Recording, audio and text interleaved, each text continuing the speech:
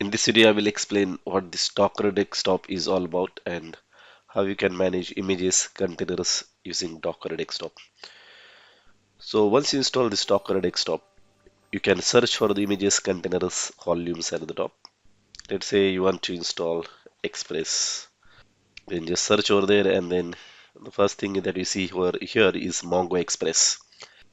And you can download that particular image. You can either pull it or you can directly run it. So when you run it, it first pulls it and then it runs. You can also choose the tag as well from here. So that way, what you can do is you can pull the images and start the containers right away as well. So once you download those images, they will be shown in the images section over here. Okay.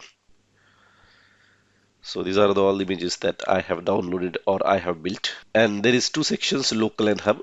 So hub is basically the images that you have published on your account. So you can see here I have uploaded or published one image, and you can directly view in the hub as well. And the images that are on the local machine are being shown over here. Every image has got unique ID, as you can see over here, and its name is over here. Image can have a tag. So tag is basically the version of the image, okay? It's used for versioning. The next column is status, in use or unused. Then it shows the size, and then there is actions. So in the actions there is pull, push, run. All these options are available. So if you want to run any of these, just go here and then click on the run. Once you run, what happens is that container is launched. And to see the containers, you can go over here. So you can see that I'm running this WebSocket server, that particular image. And once you create a container, this container ID is created, unique container ID. And the name is also given over there. A container can be running, stopped, paused, exited. It can be in that status. To log into your account, Docker Hub account, you can go here and then you can log in from there. And for the container as well, we have got these actions like view details, copy Docker, run, open in terminal, pause, restart, like.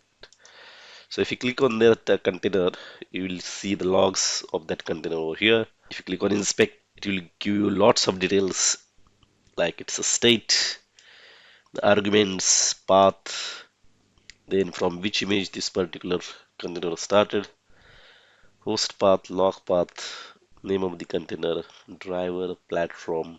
A lot of information is available over here. Then there is this exec.